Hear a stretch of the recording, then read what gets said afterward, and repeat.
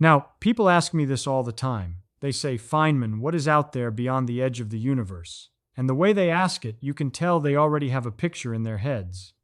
They are imagining some kind of cosmic wall, a giant glowing neon fence, maybe a cliff of pure darkness where the stars just stop and space drops off into nothing. Like the universe is a fishbowl, and if you swim hard enough in one direction, you will bump your nose on the glass. I have to tell you something honestly and directly. That picture is completely, magnificently wrong. And the reason it is wrong is not a small technical detail. It is wrong in the deepest, most fundamental way a picture can be wrong. It tells you more about the shape of a human brain than it tells you anything at all about the shape of the cosmos. Here is the thing about human brains. They are wired for boxes. You grew up in a room. The room had walls. You walked outside and the city had borders. You flew in an airplane and you could see the edge of the landmass below you, the shoreline where solid earth becomes ocean. Everything your senses have ever processed in your entire biological history has had a boundary, an inside and an outside, a where things are and a where things are not. So when someone says the word universe, your brain immediately reaches for that same filing cabinet, and it pulls out the same old folder that says, well, if there is a universe, there must be something it is inside of, and that container must have walls. That is your brain doing its job. That is your brain being perfectly reasonable based on its limited experience. But the cosmos does not care about your limited experience, and it does not feel any obligation to fit inside the filing cabinets your neurons built for it. So let me give you a picture that is closer to reality, and I want you to sit with this one because it is strange and it takes a moment to settle in. Imagine an ant, a tiny, dedicated, hard-working ant, and this ant has decided it wants to find the edge of its world, so it starts walking in a perfectly straight line. It does not turn left. It does not turn right. It walks forward with absolute determination. Now here is the thing. This ant is living on the surface of an enormous beach ball. A beach ball so colossal that the ant cannot see the curvature beneath its feet.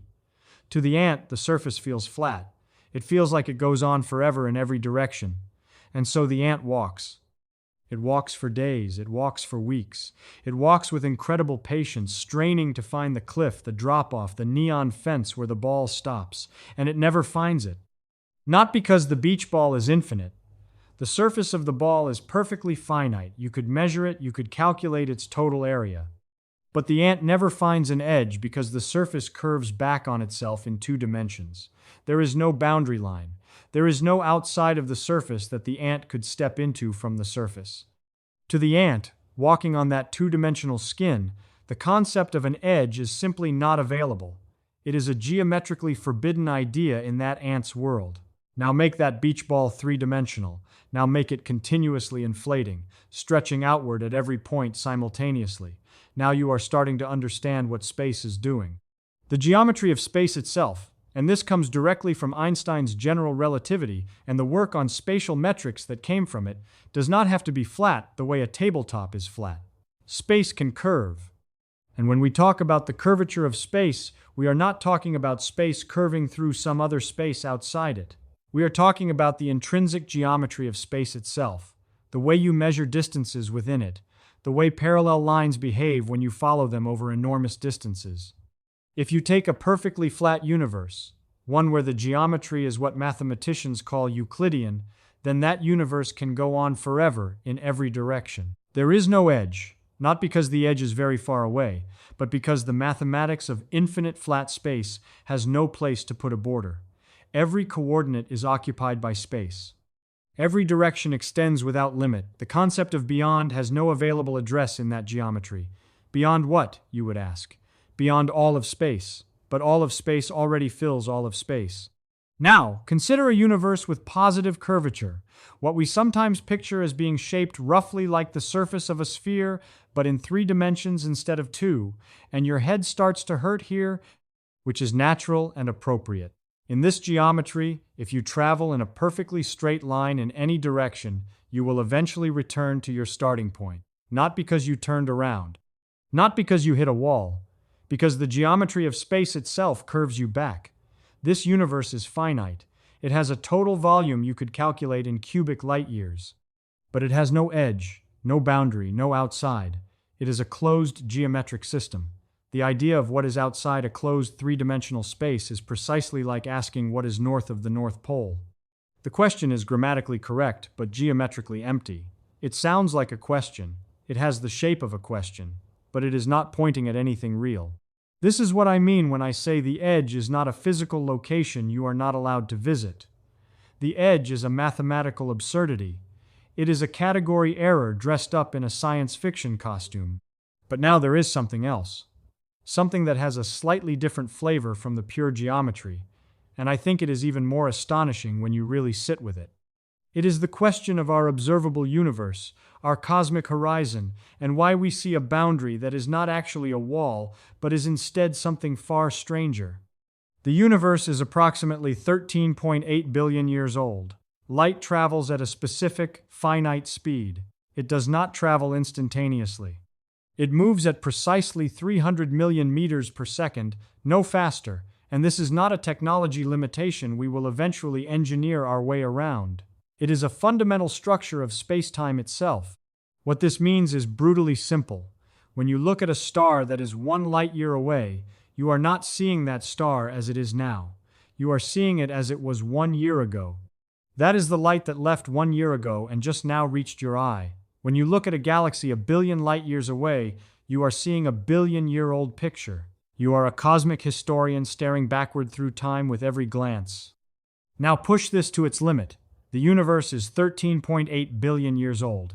So the furthest light that could possibly have reached us is the light that left its source approximately 13.8 billion years ago.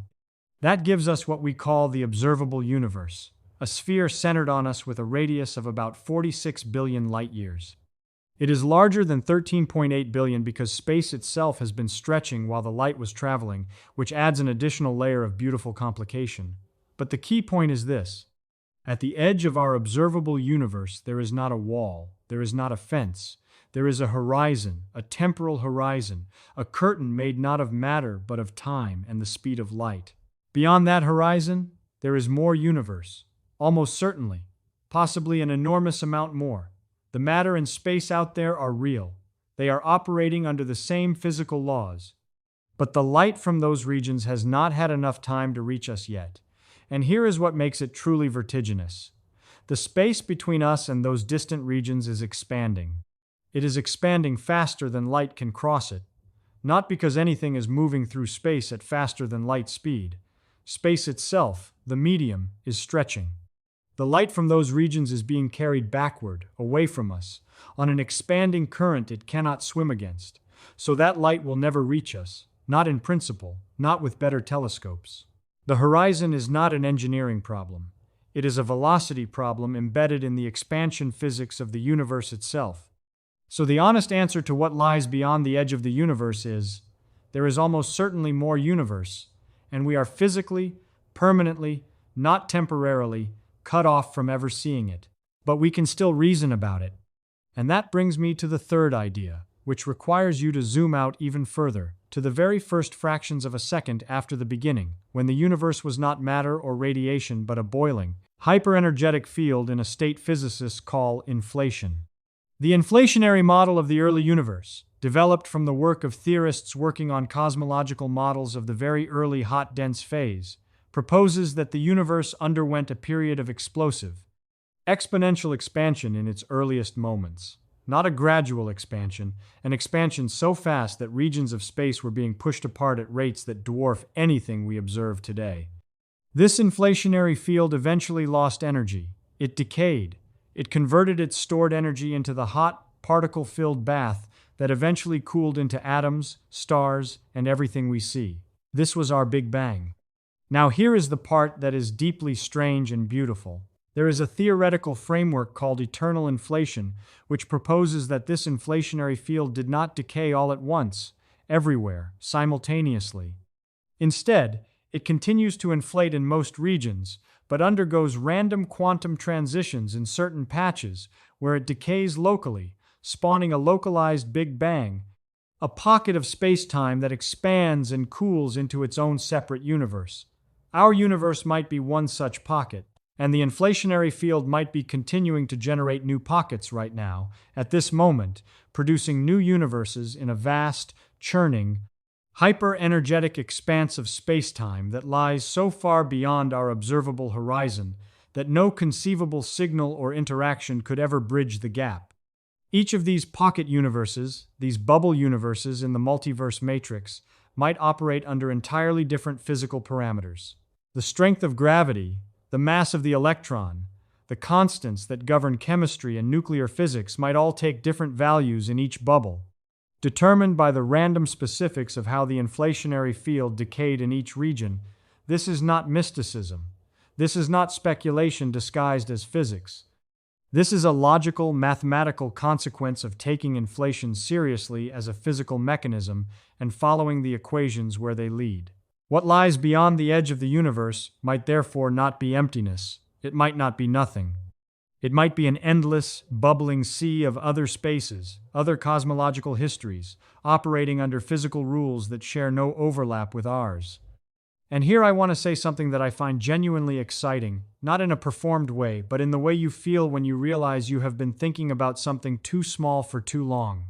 The fact that we are limited, that our light horizon is real, that the geometry of space is fundamentally indifferent to our desire for a visible boundary. The fact that we sit in this tiny, observable sphere inside a potentially infinite landscape of spaces and physics, none of that makes our situation less interesting. It makes it almost incomprehensibly more interesting. Because we are the universe looking at itself. We are matter that arranged itself in such a way that it can measure its own geometry, calculate its own age, deduce the existence of regions it will never observe, and derive the mathematics of inflationary fields that operated 13.8 billion years ago in the first fraction of a second. That is not a small thing. That is the strangest, most unexpected gift hidden inside the cold, indifferent equations of physics. The machine built something that can figure out the machine. And I find, personally, that understanding the true geometry of the cosmos, accepting that the edge is not a wall but a light horizon, that the horizon is not a limit but a window into our own temporal position, that beyond it stretches either infinite flat space or the endless machinery of a multiverse, I find that far more satisfying, far more thrilling, far more honest than any comfortable picture of a universe that was thoughtfully designed to have edges our spaceships could someday visit. The universe does not owe you convenient borders. It never did. And the moment you stop asking it to provide them, the mathematics becomes extraordinarily beautifully free.